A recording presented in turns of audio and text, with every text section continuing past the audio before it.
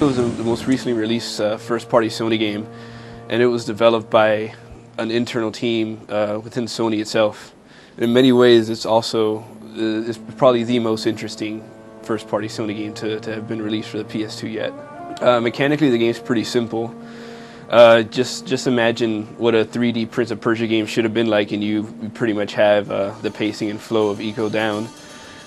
In essence, you play as a young horned boy who for some reason is banished from his village and sacrificed inside of this enormous foreboding castle, and he eventually teams up with this young girl who was also similarly imprisoned in there for some reason. Much of the game revolves around your travels through the castle, creating paths for the less mobile girl to travel through, and within their interactions is where the game has really most of its charms.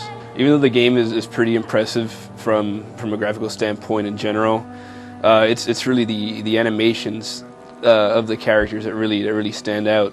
ICO and the girl, her name is Yorda. They basically interact with each other in a bunch of different ways. As you travel through the world, you take Yorda by the hand, and you get to witness this little like tug and pull dynamic that's really well done. Since she's much less mobile than you are, you're basically going to have to catch her when she jumps across gaps, and you have to create bridges for her and all that. And each of the animations accompanying actions like that are really subtly done. Well, they're not impressive in sheer technical prowess like a game like Soul Calibur's animations would be. It's more their subtle nuances that really get to you. As I mentioned before, the gameplay pretty much revolves around the solving of these little environmental puzzles, and each sequence of the game is actually just that. You gotta figure out one large puzzle in order to proceed to the next area. Much of this again revolves around getting Yorda to where she has to be in order for the both of you to proceed. Many times you're going to encounter these magical doors that Yorda for some reason is somehow attuned to and she can unlock. And again, much of the action is found in leading her up to these areas where she can exercise her power and open these doors.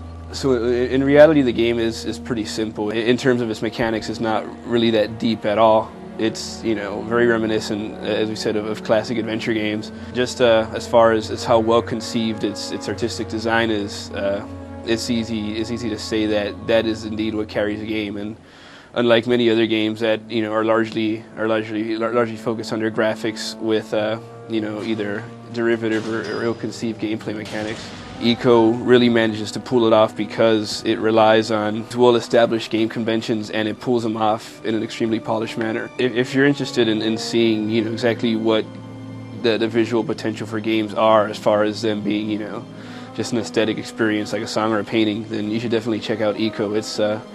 It's by no means a competitor to Devil May Cry or Soul Reaver in terms of sheer gameplay depth, but as far as again the aesthetic experience it provides, it has no peer.